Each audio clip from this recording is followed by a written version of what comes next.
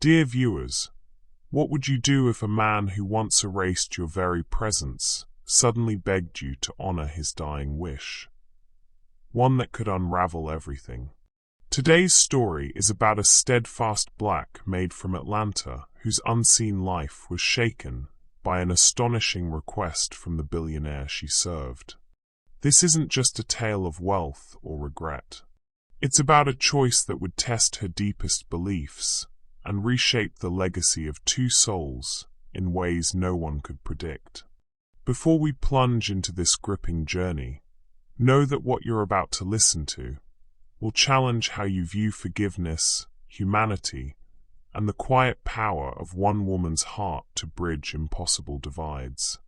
If stories like this stir your soul, please share your thoughts in the comments, subscribe for more stories like this, and let me know what redemption means to you. Trust me, you'll want to listen to the end, because this story holds revelations that will leave you breathless. Now, let's begin with Talia James, a 40-year-old maid who carried her dignity through every unnoticed task, every silent moment, every act of service without reward. She wasn't one to seek the spotlight or bend under hardship. Talia was different. Her community cherished her because she treated everyone with grace, from neighbors to strangers, even those who overlooked her existence. She had a quiet resilience that made people feel truly seen when she spoke. Talia had always dreamed of a life rooted in faith and family. Raised in a tight-knit Atlanta neighborhood, she watched her grandmother toil as a domestic worker for decades. Her grandmother taught her that true strength was more than enduring struggle. It was uplifting others, even when no one uplifted you. It was being the unseen glue in a fractured world. Above all, it was holding fast to your soul, no matter how the world tried to diminish it. After losing her husband young and raising her now-grown son alone, Talia entered domestic work to provide stability. She began at the vast estate of Walter Frederick, managing dusting, mopping, meal prep. Every task a hidden housekeeper perfects. Her employers noticed her immediately. She was meticulous, compassionate, and had a rare gift for bringing calm to chaos without a word. Other staff turned to her for guidance, knowing she had their backs in the shadows of that grand mansion. But Talia's unwavering principles sometimes set her apart. When she saw unfair treatment among the staff, she spoke up quietly. When corners were cut that disrespected the home, she fixed them. When the elite dismissed the humanity of those who served, she stood firm with silent dignity. This earned her respect from some, but it also deepened the chasm with those in power. The turning point came when her employer, Walter Frederick, began showing signs of frailty she couldn't ignore. Frederick, a 50-year-old tech tycoon, had ruled his empire for over 30 years with unmatched wealth and control. When Talia noticed his faint tremors and offered subtle help, he dismissed her sharply at first. But as his condition hinted at something graver, he began to lean on her presence, though without gratitude. One morning, as she served his coffee, he spilled it weakly, his hand trembling uncontrollably. When Talia knelt to clean it without judgment, he snapped that she was overstepping. But Talia stood her ground, gently suggesting he see a doctor, showing she saw his vulnerability as human, not weakness. Frederick's cold stare told her she'd crossed a line into his guarded world. Weeks later, Talia learned of his private battle with stage 4 pancreatic cancer, a fight that would isolate him further. The official word was to dismiss most staff for privacy, but Talia knew the truth. Frederick had chosen to keep her on, wielding his influence to ensure she stayed through his decline. Instead of resenting the weight of this role and risking her own stability, Talia accepted it with grace. She steeled herself for a task that would demand more than service. It would test her very heart. The mansion was a world apart from her modest one-bedroom apartment. Each dawn, as she stepped through its towering doors, Talia felt the weight of isolation. The air carried the chill of unspoken hierarchies, the echoes rang colder, and the opulence held an emptiness that lingered like a shadow. This wasn't just about quiet dignity in service anymore. It was about navigating a world where humanity often faded into the background. Talia's role was to maintain the estate's perfection amid his decline, assist with daily needs, and uphold routines as frailty grew. She quickly learned that caring for a fading tycoon demanded a different strength than routine housekeeping. Here, you had to sense unspoken pain, honor pride's fragile boundaries, and offer compassion without expecting it in return. That was the first crack in the wall of invisibility, and the beginning of a bond that would reveal secrets neither could have foreseen. In the days that followed Walter Frederick's quiet admission of his illness, the mansion seemed to shrink around him, its vast halls echoing with a new kind of silence. The diagnosis had come like a thunderclap in the boardrooms of his tech empire. Stage 4 pancreatic cancer, aggressive and unyielding, the kind that didn't negotiate with wealth or influence.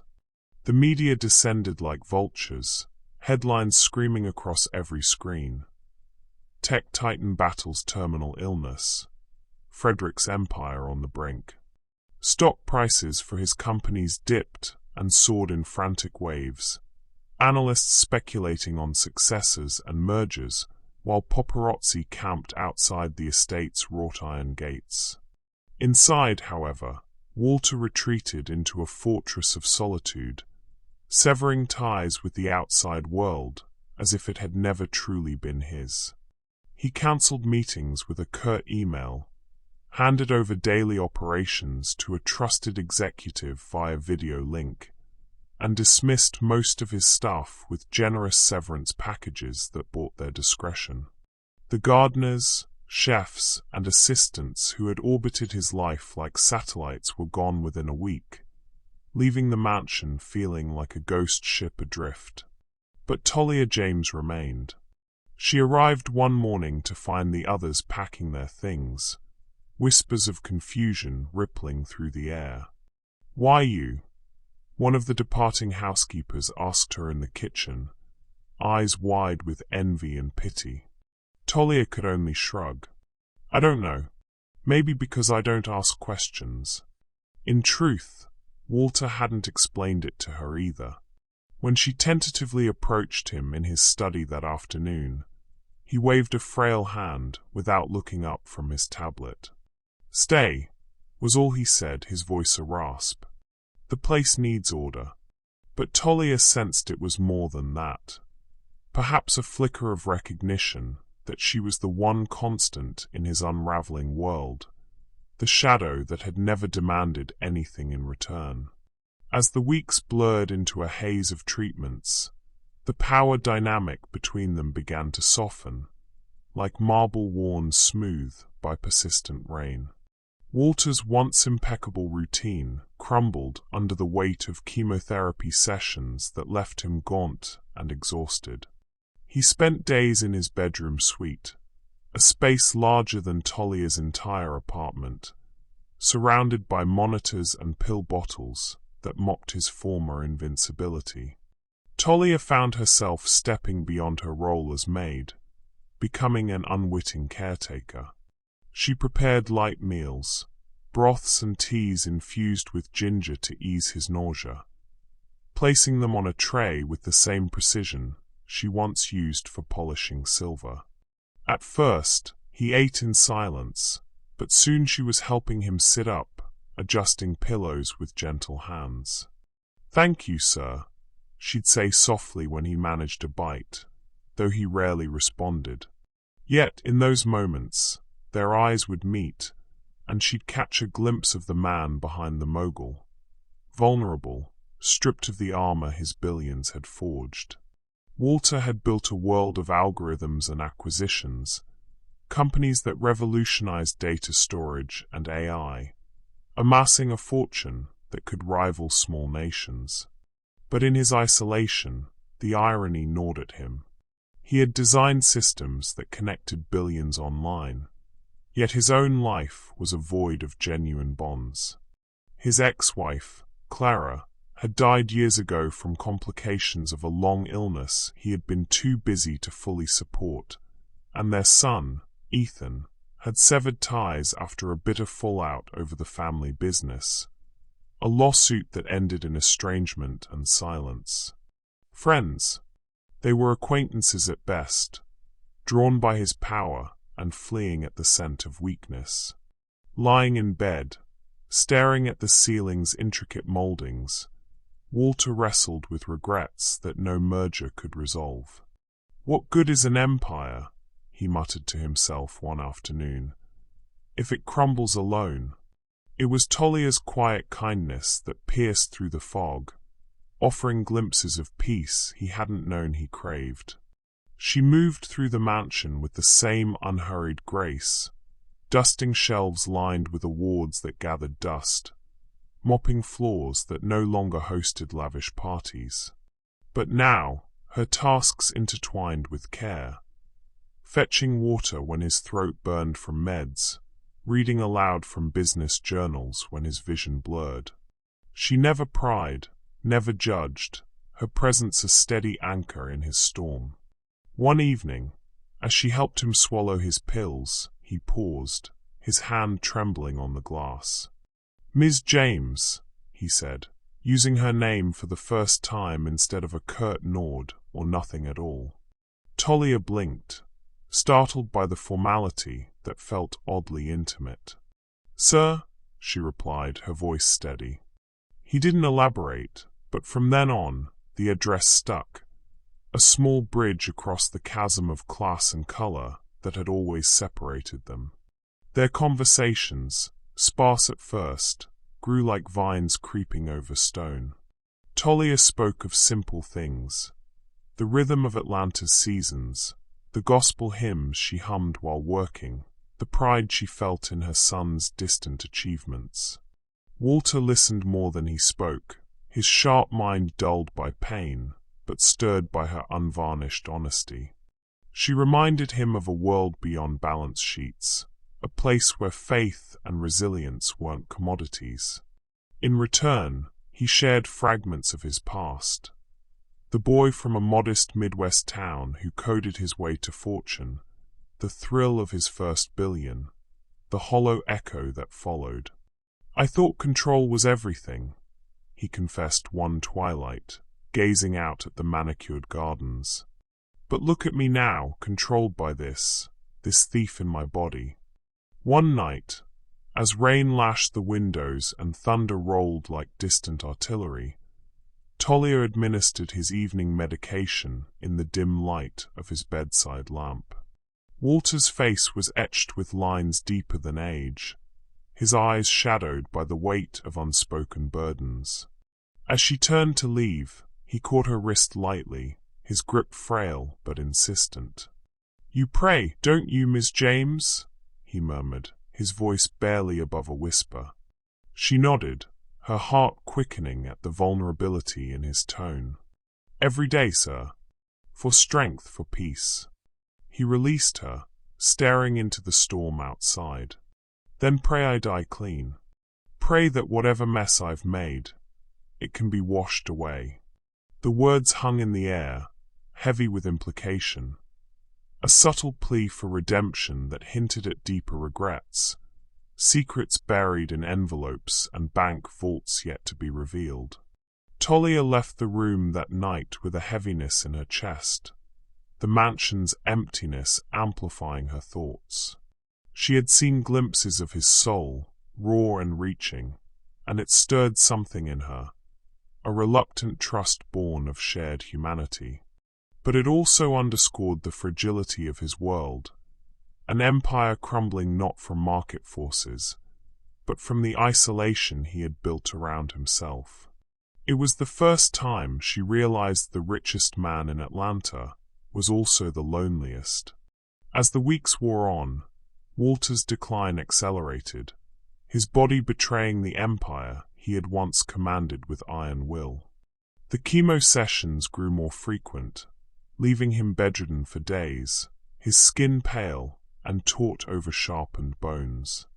Talia moved through the mansion like a quiet guardian, her routine now a blend of service and solace. Brewing herbal teas to soothe his ravaged stomach, adjusting the blinds to shield his eyes from the harsh Georgia sun, and sitting silently nearby when the pain meds pulled him into fitful sleep. She told herself it was just her job, extended out of necessity, but deep down, a reluctant compassion had taken root. In his frailty, Walter was no longer the distant tycoon. He was a man adrift, clinging to fragments of control in a life slipping away. One evening, as summer storms brewed over Atlanta, the sky cracked open with relentless fury. Rain hammered the estate's expansive glass walls, turning the world outside into a blurred torrent. Symbolic, Talia thought, of the turmoil churning within the man she served.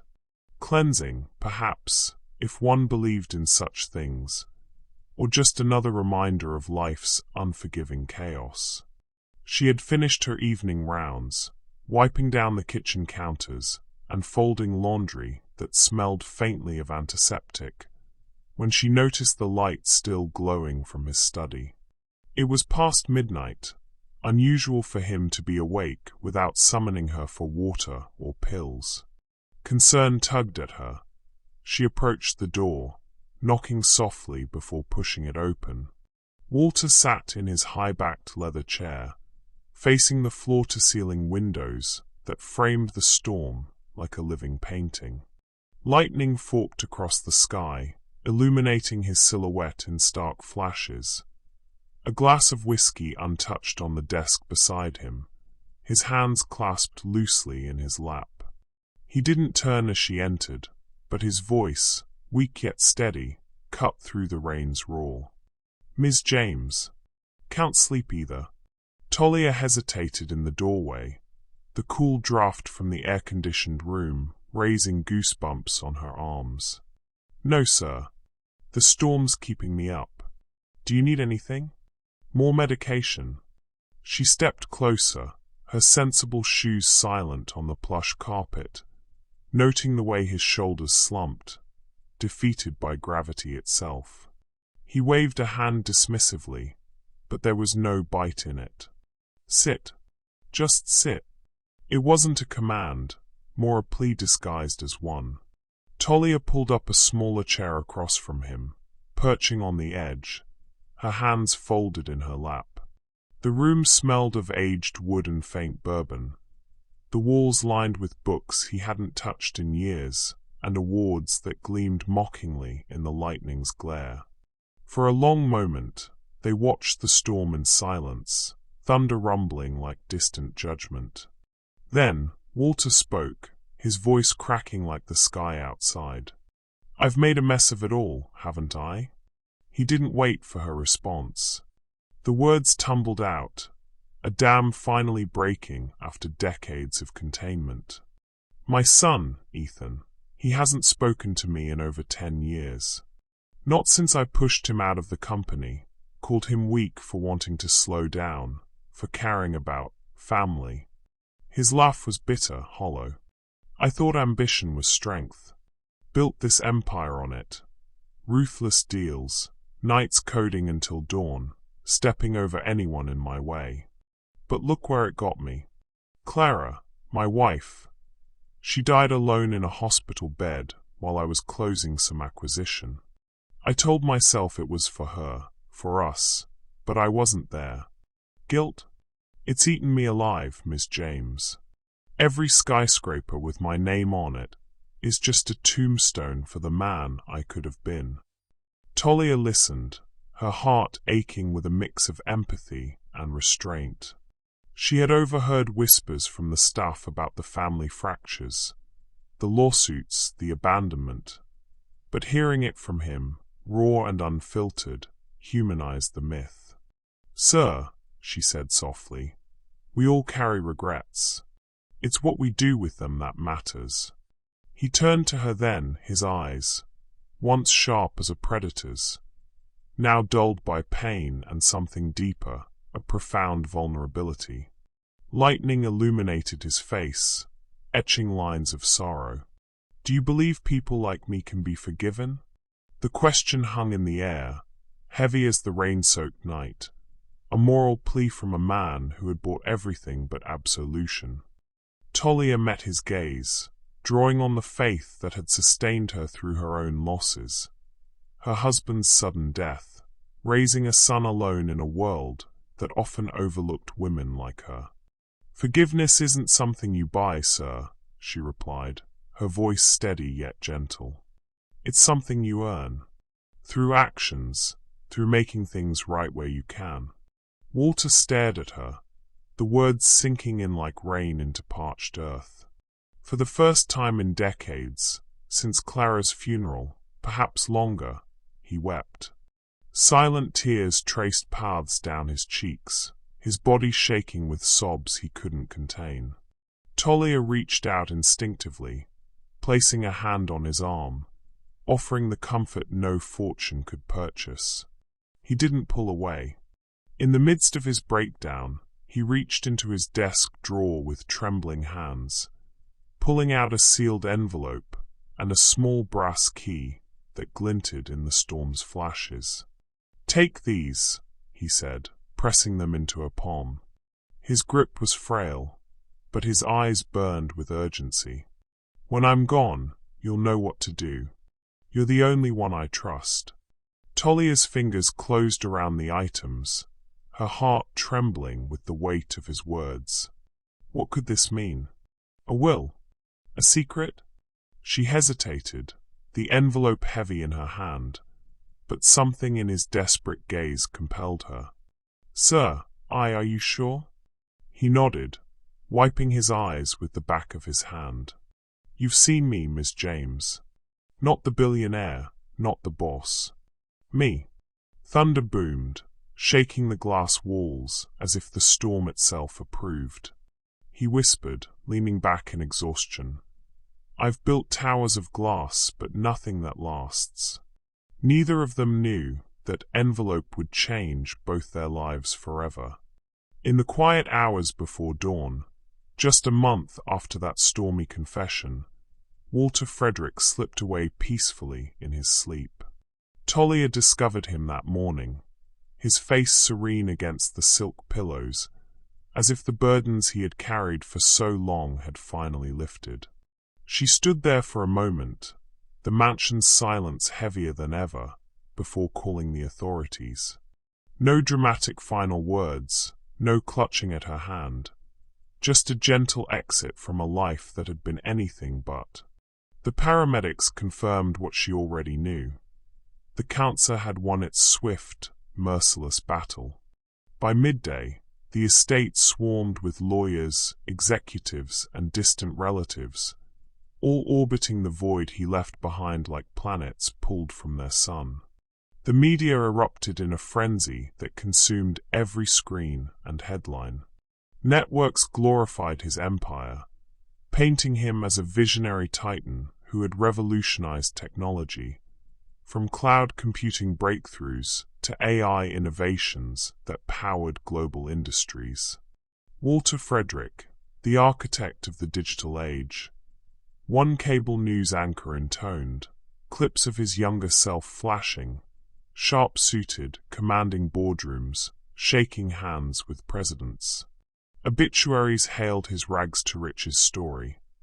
The Midwest kid who coded his first program on a borrowed computer, built a conglomerate worth billions, and donated sporadically to causes that burnished his image. Philanthropy galas, university endowments, even a wing at a prestigious hospital bore his name. But amid the accolades, no one mentioned the private guilt that had haunted him. the fractured family, the ruthless climbs that left human wreckage in their wake. To the world, he was a legend. To Talia, he was a man who had wept in the dark, seeking forgiveness he feared he'd never earn. The funeral was a spectacle befitting his status, held in a grand Atlanta cathedral packed with tech moguls, politicians, and celebrities who had once vied for his favor. Limousines lined the streets, security details scanned the crowds, and drones buzzed overhead for aerial shots. Talia attended quietly, slipping into a pew at the back, her simple black dress blending with the shadows. She clutched the sealed envelope in her purse, its weight a constant reminder of the trust he had placed in her.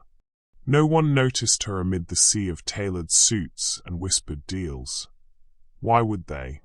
She was the maid, invisible even in mourning.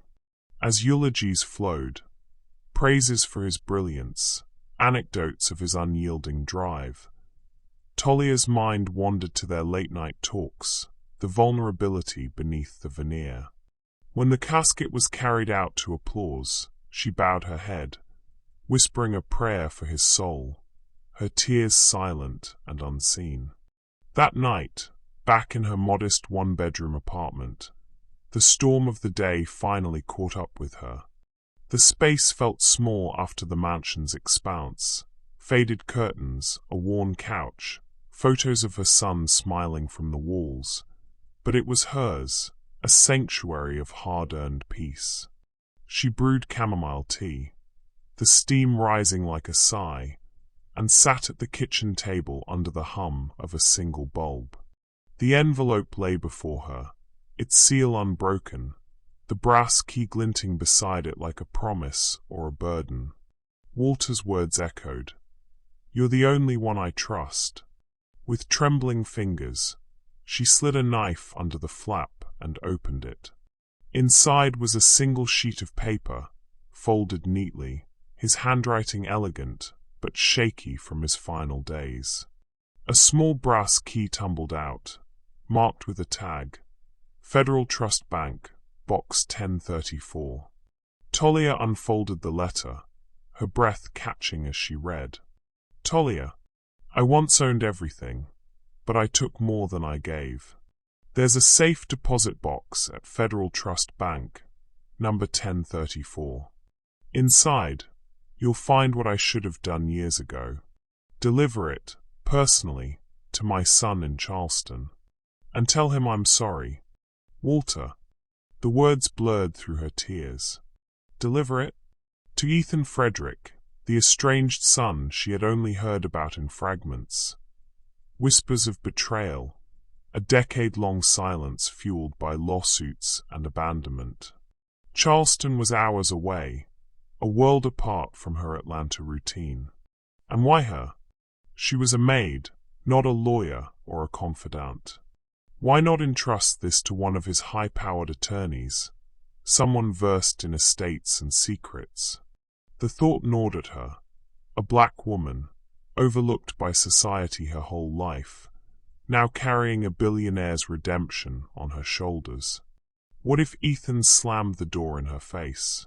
What if the contents stirred up old wounds, or worse danger? The moral tension coiled tight in her chest. Duty clashing with doubt, faith urging her forward while fear whispered retreat. She paced the apartment, the letter in hand, memories flooding back. Walter's frail voice asking about forgiveness, her own response that it must be earned. This was his attempt, wasn't it? A final act to make amends, placed in her care because she had seen him. Not the empire, but the man. Society had never truly seen her, either. A lifetime of dusting portraits that didn't resemble her, mopping floors for those who forgot her name. Yet here she was, the linchpin in a story of wealth and regret. It made no sense, this impossible request, but honoring it felt like the only path that aligned with the quiet strength her grandmother had instilled in her. We lift where we stand, the old woman used to say. Talia stopped pacing, her decision crystallizing in the quiet. She would go. For Walter's peace, for her own principles, even if the road ahead was shrouded in mystery. The world had already buried Walter Frederick, but Talia James was about to resurrect his truth. The road from Atlanta to Charleston stretched out like a ribbon of asphalt under a late summer sky, the horizon shimmering with heat. Talia drove alone in her weathered sedan, the hum of the engine mingling with the gospel hymns crackling through her old radio. She sang softly, her voice a quiet prayer, drawing strength from the familiar melodies that had carried her through harder days. The journey was long, over 5 hours, and every mile felt heavy with purpose, the sealed envelope and brass key tucked securely in her purse on the passenger seat. Outside, fields gave way to small towns, then marshes as she neared the coast, but inside her mind, the distance was measured in memories. As she drove, flashes of her life surfaced like ghosts on the roadside. She saw herself at 25, a young widow cradling her infant son after her husband's sudden heart attack, the grief so raw it threatened to swallow her. She remembered the years that followed, working 2 jobs, scrubbing floors for Atlanta's elite, smiling through exhaustion to give her boy a chance at college. Now he was grown, living in California, calling her on Sundays with updates about his engineering job. She thought of her grandmother, whose hands had been rough from decades of cleaning houses, teaching her to hold her head high despite the world's indifference. "They don't see us, Talia," she'd said, "but God does. And so do we." Those words echoed now, as Talia reflected on her unlikely role. Men like Walter don't ask women, like me, to carry their legacy, she thought. A black maid, invisible to the world he ruled, entrusted with his final act of redemption. It was absurd, yet here she was, steering toward Charleston with a heart full of resolve and unease. The Federal Trust Bank stood in downtown Charleston, its marble facade gleaming under the midday sun. Talia parked, smoothing her modest dress before entering, the envelope clutched tightly. The clerk, a young woman with a practiced smile, eyed her curiously as she presented the key and her ID. "Box 1034, Miss James?" The clerk confirmed, leading her to a vaulted room that smelled of steel and secrecy. The safe deposit box clicked open, revealing its contents. A USB drive, sleek and black, a folded letter, sealed with wax, and a faded photograph of a younger Walter, grinning as he held a baby boy, Ethan, no doubt, in his arms. The image pierced Talia's heart, a glimpse of a father before ambition consumed him. She didn't open the letter, respecting Walter's trust, but slipped the items into her purse, their weight amplifying the mystery. What could they hold? An apology? A fortune? Something dangerous? She thanked the clerk and returned to her car, the city's salt-tinged air sharpening her focus. The drive to 48, Rosemont Street, took her through Charleston's quieter edges, where live oaks draped with Spanish moss-framed narrow roads. Ethan's home was modest, a single-story house with peeling paint and a small garden, a stark contrast to the Frederick estate's opulence. Talia parked, her pulse quickening as she approached the door, envelope in hand. She knocked, the sound swallowed by the hum of cicadas. Moments later, the door swung open, revealing a tall man in his late 20s with cold blue eyes that mirrored his father's. Ethan Frederick's face was lean, hardened by years of resentment, his resemblance to Walter so striking it stole her breath. "What do you want?" he asked, his voice sharp, arms crossed over a faded t-shirt. Talia stood straighter, her voice calm but firm. I worked for your father, Mr. Frederick. He asked me to give you this. She held out the envelope, the USB and photo tucked inside, her hand steady despite the tremor in her chest. Ethan's eyes narrowed, a bitter laugh escaping him. My father? He died to me the day he disowned me. Whatever bribe he's sending, you can keep it. His words cut, laced with a decade of pain. Lawsuits, betrayal, a family shattered by greed. Talia saw the boy from the photograph in his clenched jaw, the hurt beneath the anger. It's not money, she said softly, meeting his gaze. It's something he should have said a long time ago. Her voice carried the weight of Walter's tears in the storm, the plea for forgiveness she'd witnessed. For a moment, Ethan's expression flickered. Curiosity, perhaps, or doubt. But then his face hardened again. I don't want it, he snapped, stepping back. Take it back to Atlanta. The door slammed shut, the sound echoing like a gunshot in the quiet street. Talia stood frozen, the envelope still in her hand. Her instinct was to knock again, to push past his anger, but she remembered her grandmother's words. You can't force a heart to open. She thought of Walter's trembling voice, his fear of dying unforgiven, and her own life of being unseen yet steadfast. This wasn't about Ethan's acceptance. It was about honoring a dying man's trust. She knelt, sliding the envelope under the door, the brass key clinking softly against the wood. I'm sorry too, she whispered, though she wasn't sure to whom, Walter, Ethan, or herself. As she walked back to her car, the weight of the journey settled in her bones. The drive had been more than miles. It was a crossing of divides, race, class, past and present. She had carried Walter's truth through a world that rarely saw women like her, and now it rested with a son who might never open his heart. Her duty, she thought, was done. She started the engine, the gospel radio picking up where it left off, and began the long drive home, unaware that fate was not finished with her yet. She thought her duty ended at his doorstep, but fate had one more twist in store.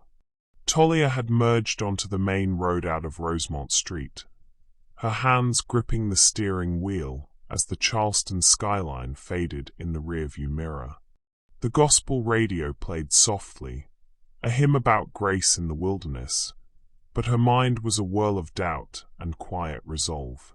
She had done what Walter asked, delivered the envelope, spoken the apology. Ethan's slammed door stung like rejection, a reminder of the chasms she could never fully cross. Yet as the miles ticked by, a peace settled over her. She had honored a dying man's trust, carrying his truth through barriers of race and class that had defined her life. The photo of baby Ethan lingered in her thoughts, a fragile thread connecting father and son. Perhaps, she mused, forgiveness didn't require acceptance, just the act of offering it. Hours later, as the sun dipped low and painted the highway in golden hues, Talia's sedan slowed at a red light on the edge of town. Traffic hummed around her, but something caught her eye in the side mirror. A figure sprinting from a side street, arms waving frantically. A pickup truck barreled after him, honking. Her heart leaped. It was Ethan, face flushed, gesturing wildly at her car. The light turned green, but she pulled over onto the shoulder, gravel crunching under her tires. Ethan skidded to a halt beside her door, breathless, tears streaking his dust-smeared cheeks. The truck idled nearby, its driver, a neighbor, perhaps, watching with concern. Wait! Ethan gasped, pounding on her window. Talia rolled it down, her pulse racing. Please don't go. She stepped out, the humid air thick with salt and emotion. Mr. Frederick? What? He thrust the envelope toward her, its seal broken, pages crumpled in his fist. You knew him. Was he sorry? Really sorry? His voice cracked, eyes searching hers with desperate hunger. The man who had slammed the door was gone. In his place stood a son unraveling, raw and exposed. Talia nodded, her own eyes misting. Yes, more than you'll ever know. She placed a gentle hand on his arm, the touch bridging years of silence. He wept for it, sir. In the storm, before he passed, he saw the man he became, and regretted every step that led him away from you.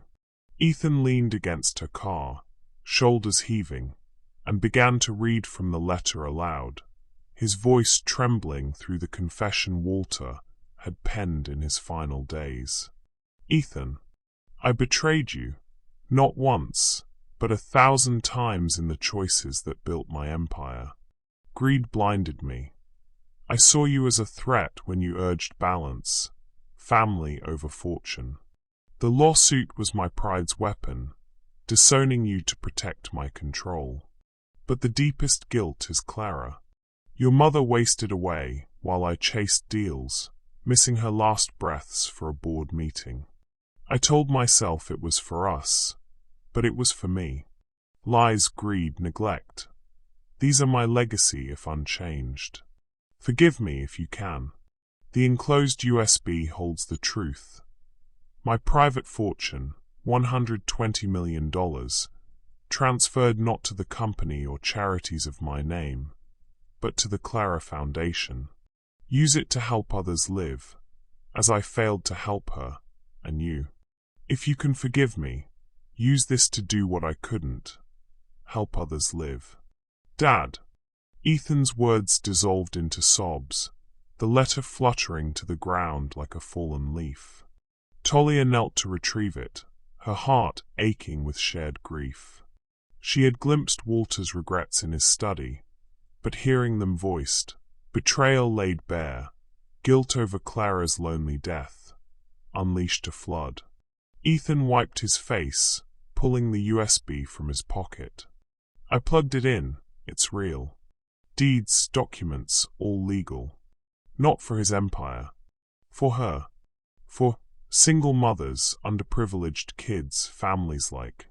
He trailed off, glancing at Talia with dawning realization. Like the ones you know. She nodded, tears spilling freely now. He wanted redemption, Mr. Frederick. Earned through you. Ethan broke then, fully and without restraint. He pulled her into a fierce embrace, his tall frame folding around her smaller one, sobs muffled against her shoulder. Talia held him as she would her own son, steady, unyielding, whispering prayers of comfort into the fading light. Strangers in passing cars glanced curiously, but in that roadside moment, the world narrowed to two hearts colliding, a son's long-buried pain and a maid's quiet courage. Thank you, Ethan murmured, pulling back, his eyes red but luminous. You delivered what money never could, peace. He trusted you because you saw him. Thank you for seeing me too. They stood there as dusk deepened, the pickup's driver offering a nod of quiet solidarity before driving off. Ethan pocketed the letter, his bitterness cracked open to possibility. The foundation. I'll run it. For Mom. For what he couldn't be.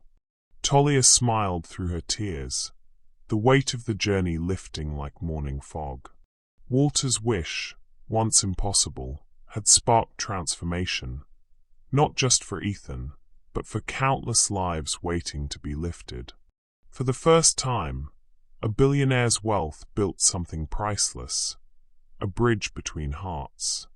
In the months following that Tear Street roadside encounter, Ethan and Talia forged an unlikely alliance, bound by a shared mission to honor Walter's final wish. The Clara Foundation took shape in a modest Charleston office, its walls plastered with plans and dreams instead of the corporate gloss of Walter's empire. Named for Ethan's late mother, The foundation was dedicated to single mothers and struggling families across the South. People like Talia, who had toiled in the shadows to keep life stitched together.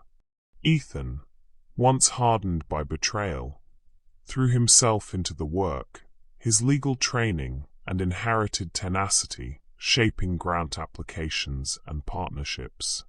Talia, though hesitant at first, became the heart of the operation, her quiet wisdom guiding their outreach.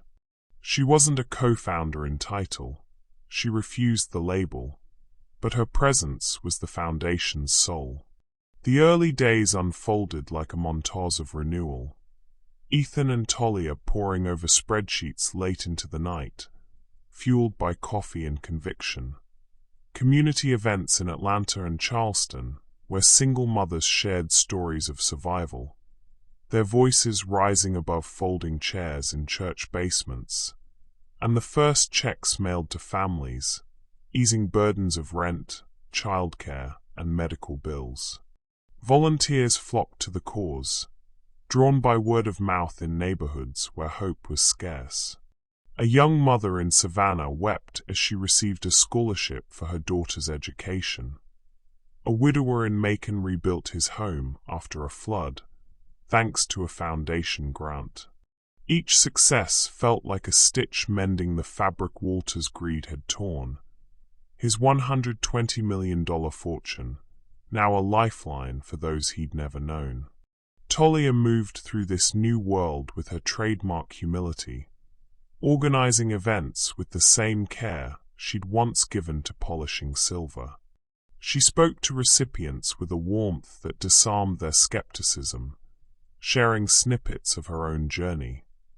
Raising her son alone, finding strength in faith, without ever centering herself.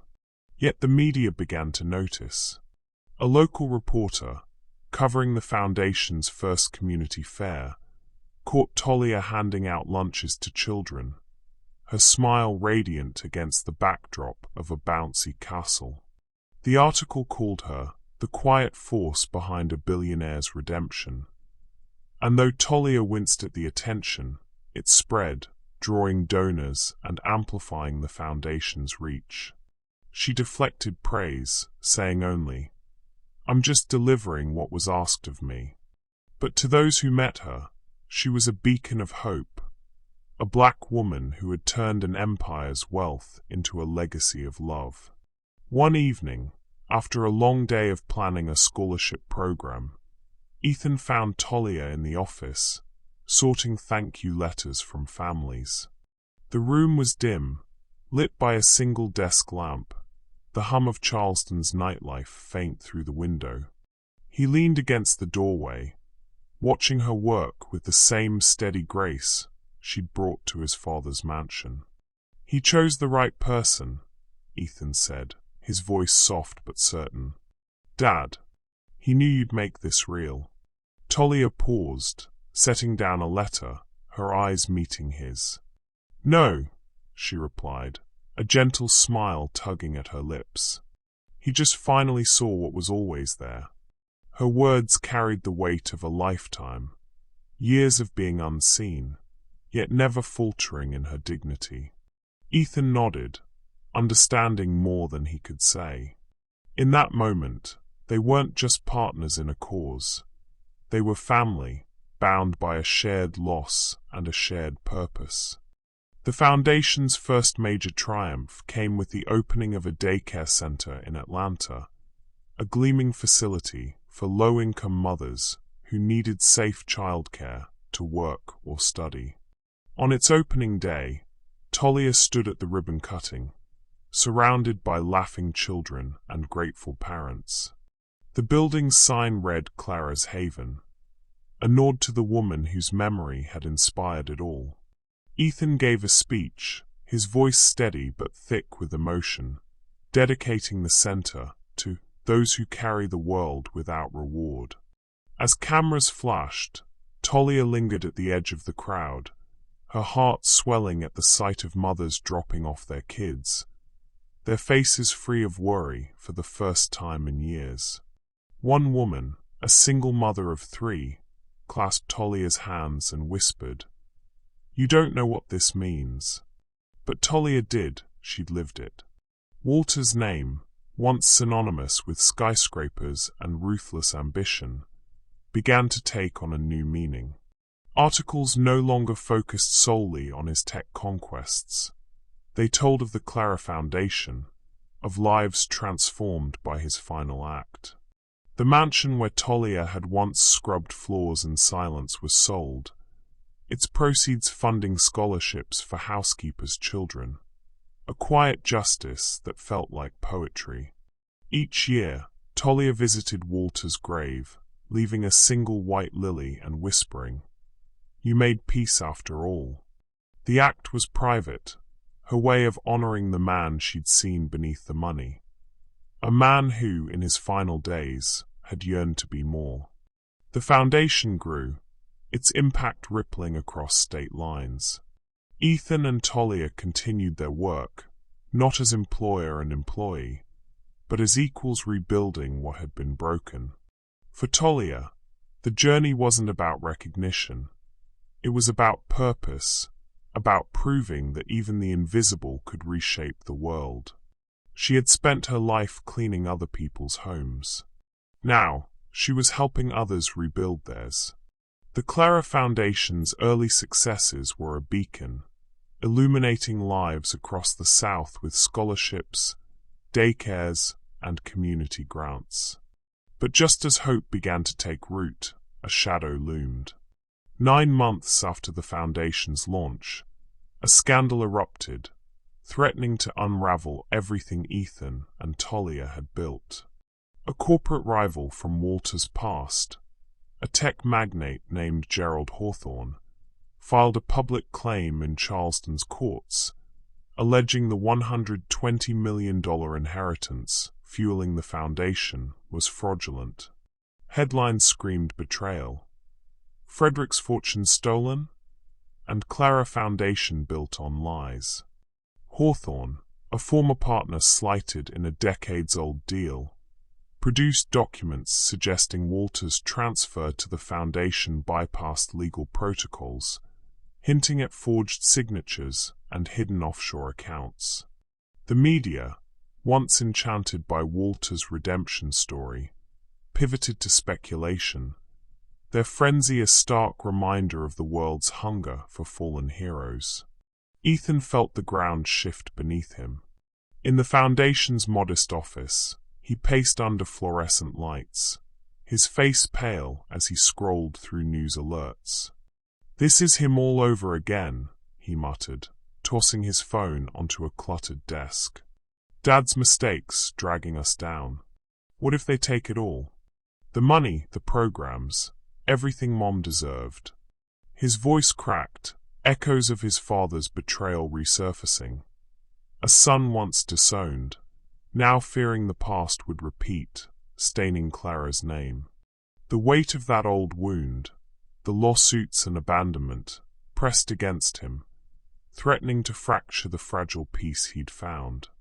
Talia sat across from him, her hands folded calmly over a stack of thank-you letters from families. The office smelled of coffee and printer ink, a far cry from the sterile opulence of Walter's mansion. She met Ethan's frantic gaze with the steady resolve that had carried her through years of invisibility. "Truth doesn't need defense, Ethan," she said softly, her voice a quiet anchor.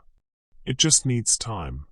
Your father made mistakes, but this foundation, is his truth. We'll show them." Her words, rooted in the faith that had sustained her through loss and labor, cut through his panic. She rose, placing a hand on his shoulder, her touch grounding him as it had his father in his final days. "We open everything. Let the world see what he intended." Ethan hesitated, then nodded, trust in Talia overriding his fear. They acted swiftly, releasing all Foundation documents to the public. Every deed, every transfer, every legal filing Walter had meticulously prepared for the Clara Foundation. Transparency was their shield. Talia organized a press conference in Atlanta, standing beside Ethan as he faced cameras and skeptical reporters. The crowd included single mothers from Clara's Haven Daycare, volunteers who'd rebuilt homes in Macon, and students funded by scholarships, living proof of the foundation's impact. Ethan spoke first, his voice steady but raw, detailing Walter's regret and the legacy he'd entrusted to them. Talia followed, her presence commanding despite her simple cardigan and unassuming stance. "This isn't about money," she said, her eyes meeting the lenses without flinching. "It's about lives. Mr. Frederick wanted his son to build what he couldn't. We're just doing what he asked." The community rallied. Letters poured in from recipients, shared on social media with hashtags like #ClaraStrong. A single mother from Savannah posted a video, tearfully recounting how the foundation's grant had kept her family afloat. A Charleston pastor hosted a prayer vigil for the foundation's mission, attended by hundreds. The same media that had once glorified Walter's arrogance now pivoted again, their headlines shifting. Clara Foundation stands firm against smears. Maid's compassion redeems Billionaire'S legacy. Reporters marveled at Talia's quiet leadership, calling her the moral compass of a fortune reborn. One article quoted a volunteer. "She's not just a maid, she's the heart of this movement." The legal challenge crumbled as quickly as it had risen. Hawthorne's claims unraveled under scrutiny. His documents were exposed as manipulations, a desperate bid to discredit a rival even in death. A Charleston judge dismissed the case, citing the foundation's transparent records and Walter's clear intent. The courtroom erupted in cheers from supporters who had packed the gallery, mothers, workers, and neighbors who saw in Talia a reflection of their own resilience. Ethan embraced her outside the courthouse, his relief palpable. "You were right," he whispered. "Time showed the truth. The victory was more than legal. It was a testament to the foundation's integrity, a full-circle transformation of Walter's legacy. The $120 million, once a symbol of his greed, now funded playgrounds, job training, and safe havens for those society overlooked." Talia felt the weight of her role anew, not as a maid, but as a steward of redemption. She continued her work quietly, organizing events, counseling families, her presence a reminder that true wealth lay in connection, not control. Ethan, too, found peace and purpose, his bitterness toward his father softening with each life they touched. The media frenzy faded, but the foundation's impact grew, its name synonymous with love and justice. One evening, Talia visited Walter's grave, as she did yearly, placing a white lily on the stone. The air was cool, Atlanta's skyline glittering in the distance. She thought of the scandal, the doubt, the triumph, and the man who had entrusted her with his soul's repair. "You made it right," she whispered, her voice mingling with the breeze. The world saw justice. But Talia saw something greater, Walter finally at peace. Years slipped by like seasons, and the Clara Foundation grew into a quiet force of change across the South. Its playgrounds, community centers, and scholarship programs became lifelines for families who had once known only struggle. In Atlanta, one such playground hummed with life on a crisp spring morning, children darting between swings and slides, their school uniforms emblazoned with the foundation's logo. A simple white lily, a nod to Clara's grace and Talia's enduring ritual. The laughter of those children, black and white, rich and poor, echoed through the air, a testament to a legacy reborn from regret. Talia stood at the playground's edge, her hands clasped, watching a young girl braid another's hair under a blooming dogwood tree. The scene felt like a prayer answered, a world where hope wasn't rationed by wealth or color. Each year, Talia returned to Walter's grave, a modest stone tucked in a quiet Atlanta cemetery, far from the skyscrapers bearing his name. She carried a single white lily, its petals soft against her calloused fingers, and placed it gently on the earth. The ritual was private, a moment of communion between the maid who had been invisible and the man who had seen her in his final days. Kneeling there, the breeze stirring her graying hair, she reflected on the journey that had brought her here. He taught me that riches fade, she thought, but redemption endures. The words were her own, distilled from years of labor and loss, faith and forgiveness. They were a monologue of the soul, spoken silently to the man whose trust had changed her life. Her mind drifted to her first day at the Frederick estate, a memory as vivid as the morning dew. She had been 40 then, stepping into the mansion's cold grandeur, her hands trembling as she dusted portraits that stared past her. The marble floors gleamed under her mop, but no one, not Walter, not the stuff, had met her eyes. She was a shadow, moving through a world that didn't see her. Now, standing by the playground, she was no longer invisible. Mothers greeted her by name, children tugged at her sleeve to show off drawings, and reporters sought her words, though she gave them sparingly. The Clara Foundation had made her a figure of quiet legend, but to Talia it was simpler. She had carried a message, and it had rippled outward, touching lives she'd never imagined. Flashbacks wove through her thoughts, cleaning Walter's study in silence, overhearing his ruthless business calls, feeling the weight of her own struggles as a single mother.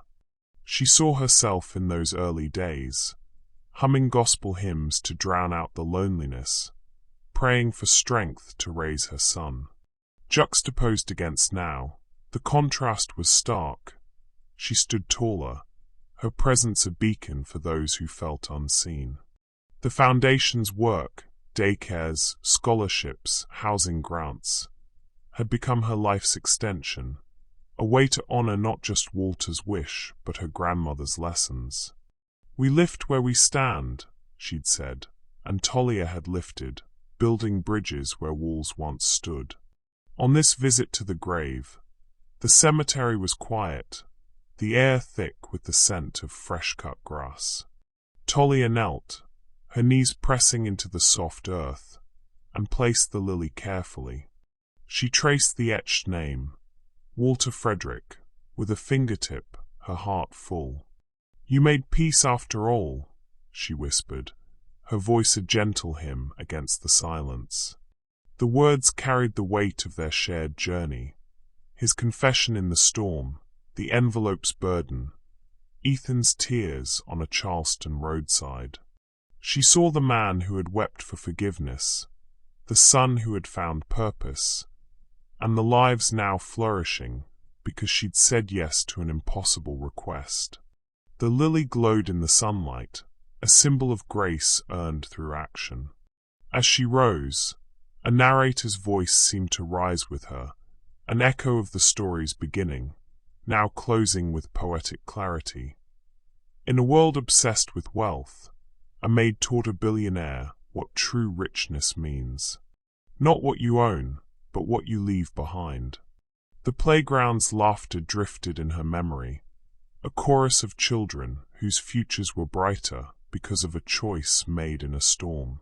Talia wasn't invisible anymore, not to Ethan, who called her family, not to the families who saw her as their advocate, not to herself, who had always known her worth but now saw it reflected in the world. She walked away from the grave, her steps light despite the years, the lily a quiet promise kept. The Clara Foundation would endure, a legacy not of towers or tech, but of love and second chances. Talia's life remained simple. Her one-bedroom apartment, her Sunday calls with her son, but it was rich in ways Walter's billions had never been. She had carried his truth, and in doing so, had found her own.